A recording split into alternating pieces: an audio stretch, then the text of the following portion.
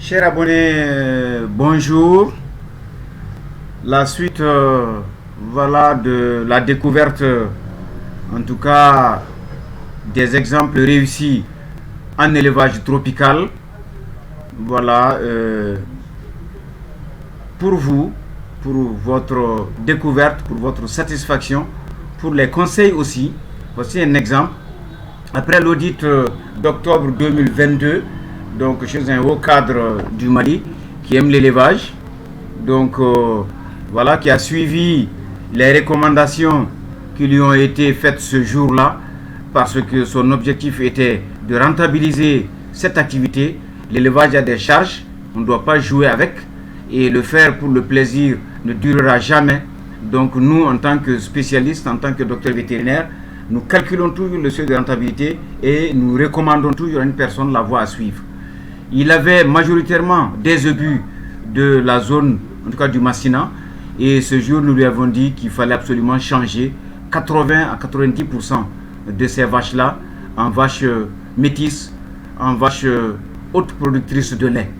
Et je crois que nous sommes entièrement satisfaits du résultat qui a été atteint ce jour du mois de mai 2023, parce que le changement, le résultat, il est vraiment fulgurant.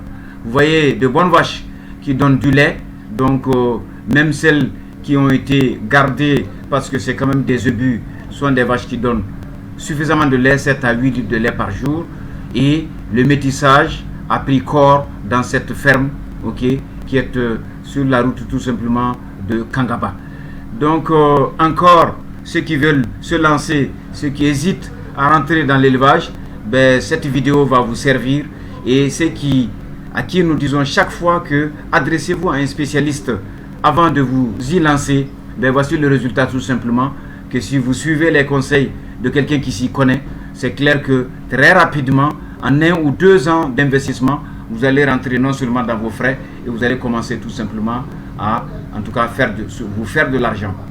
Et la production de lait, c'est vrai, au début nécessite un investissement d'abord dans les étables, c'est pas donné à tout le monde, mais aussi un investissement dans les spécimens, dans les animaux qui produisent ce lait, et autant le faire de façon judicieuse, de façon contrôlée, parce qu'au jour d'aujourd'hui au Mali, nous avions des vaches laitières qui donnent 20 litres, 25 litres, en tout cas j'ose même dire jusqu'à 30 litres de lait par jour. Ça veut dire que nous avions au jour d'aujourd'hui un très grand potentiel de production de lait des animaux qui sont nés ici. Je dirais à tous ceux qui importent ou qui veulent importer, venez chercher simplement, en tout cas ces noyaux ici, des animaux qui sont nés, donc qui sont adaptés ici et qui ont mis bas ici et qui vous donnent suffisamment de lait. Le reste, c'est vraiment la conduite d'élevage qui fera la différence. Logez bien vos animaux, nourrissez-les correctement selon les normes, soignez-les par en tout cas un spécialiste, et le résultat, il ne mentira pas. L'élevage fait des erreurs, mais l'élevage ne ment pas. Et c'est une activité qui est pérenne, qui crée de l'emploi, qui crée de la valeur ajoutée, qui donne du lait. Le Mali importe pour près de 30 milliards de produits laitiers. Comprenez que c'est sur ce marché que vous allez vous battre. Donc personne ne peut satisfaire ce marché en termes de lait. Les besoins sont là. Voici des spécimens. Avant, c'était des bêtes à bosses et à cornes bien développées. Là, vous voyez, il n'y a presque plus de bosses. Plus l'animal est génétiquement amélioré, moins il y a de bosses. Plus le dos est droit, plus l'animal est censé en tout cas produire du lait. Vous voyez ces spécimens-là. Le jour où nous étions là la première fois, vous verrez la première vidéo que nous avions lancée, c'était à partir de cette ferme-là. Aujourd'hui, nous sommes tout simplement, en tout cas, ravis de ce cadre qui a suivi nos recommandations à la lettre, qui aujourd'hui est en tout cas aussi satisfait que nous. Voici des métis Holstein qui vont vous produire entre 15 et 20 litres de lait, des métis Montbéliard, de belles vaches ici qui donnent suffisamment de lait. Donc chers auditeurs, chers futurs entrepreneurs, ceux qui souhaitent aider le développement du Mali, voilà, n'hésitez pas à investir dans ces choses-là.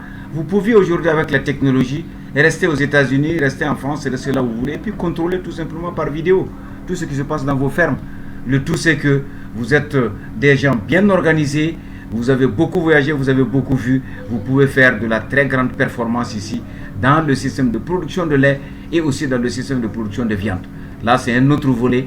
Donc, nous exhortons les gens à s'y installer, parce que le Mali a du cheptel, mais sachez que la production de viande ne suffit pas en réalité.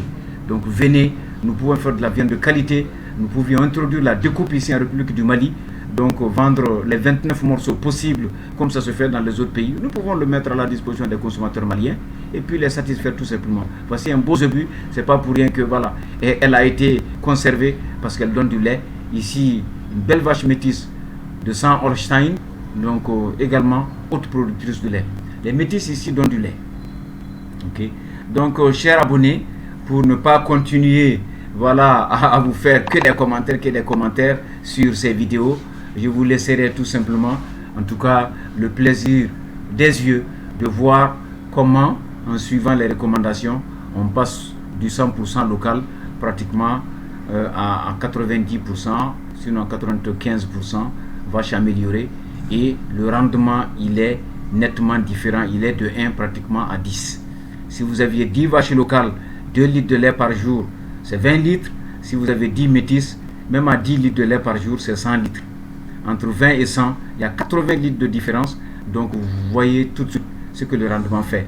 Deuxièmement, si vous avez 10 veaux zébus et 10 veaux métisses, c'est entre, je ne sais pas, 50-75 000 pour le veau métis, le veau local. Et vous verrez que le veau métis, il coûte entre 500 et en tout cas 600 000 seront le degré de 100. Donc nous avions un centre d'insémination ici qui fait du très bon travail. Nous avions beaucoup d'inséminateurs aujourd'hui en République du Mali. Vous pouvez passer par cela. Sinon, introduisez un bon géniteur, voilà, qui sera l'améliorateur de votre troupeau. Et là, vous ne raterez aucune chaleur. Et puis, vous allez tout simplement continuer à avancer. Voici, en tout cas, chers abonnés, nous avions des fermes avec moins de 25 litres qui donnent 50 000 litres de lait par an en République du Mali. C'est faisable par des gens qui n'ont pas été à l'école. Vous qui êtes des experts, des chevronnés, des gens en tout cas dégourdis, des gens en tout cas très intelligents, je suis absolument certain que vous pourrez un jour battre des records ici dans ce domaine-là. Nous comptons sur vous, nous comptons sur le développement de l'élevage de notre pays parce que nous y croyons et nous montrons ces exemples pour dire aux gens que c'est possible, en tout cas d'élever, de faire de la performance, de garder des vaches que vous voyez, en tout cas en Europe, que vous voyez dans les salons de l'agriculture, vous voyez un peu partout. On peut les élever ici et on peut gagner en tout cas suffisamment d'argent en aidant nos parents. Ok, la production de lait du Mali donne en gros 12 litres de lait par Malien contre 70 à 80 litres de lait par habitant et par an selon les normes de la FAO. Vous comprenez que nous avons suffisamment de gap. Vous prenez la viande, vous allez voir qu'on est 8 fois moins de quantité de viande par habitant, ok, en République du Mali. Donc ça veut dire que vraiment l'élevage doit être le moteur du développement de notre pays. Si nous voulons être autosuffisants, c'est en passant par l'élevage que nous y arriverons. L'agriculture, je pense que nous avions essayé de 1960 à aujourd'hui. Je pense que jusqu'à présent, on importe des milliards et des milliards de vivres, de riz, de tout ce que vous voulez, de maïs, pour nourrir encore notre population. En élevage, nous avons 12 millions de vaches, nous avons 40 millions de moutons et de chèvres, donc de petits ruminants, 60 millions de bêtes à 4 pattes. Donc c'est pour tout simplement vous dire que c'est vraiment notre principale richesse. Donc chers abonnés, je vous souhaite bon courage.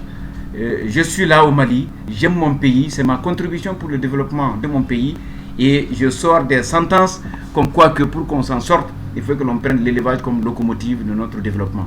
Parce que c'est pratiqué dans toutes les régions du Mali, de Kidal jusqu'à Kay, c'est pratiqué les 12 mois de l'année et sans viande, on ne fera pas les bons plats que nous consommons à midi, on ne fera pas les bons dîners que nous consommons et ça veut dire tout simplement que vraiment on a besoin de développer cette filière.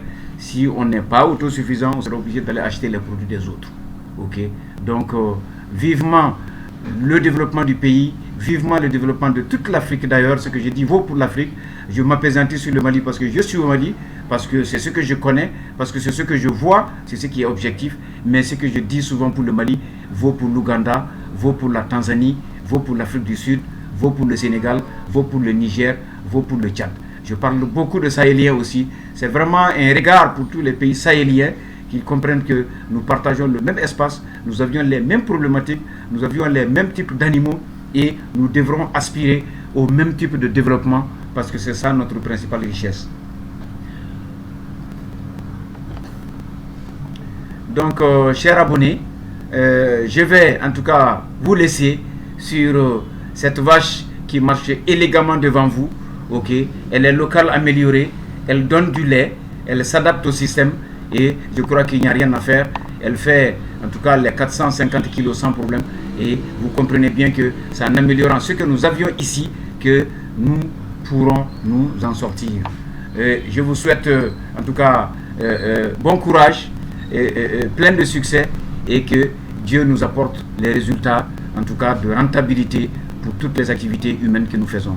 Créer de l'emploi, aider vos parents, aider les pays d'Afrique à être autonomes.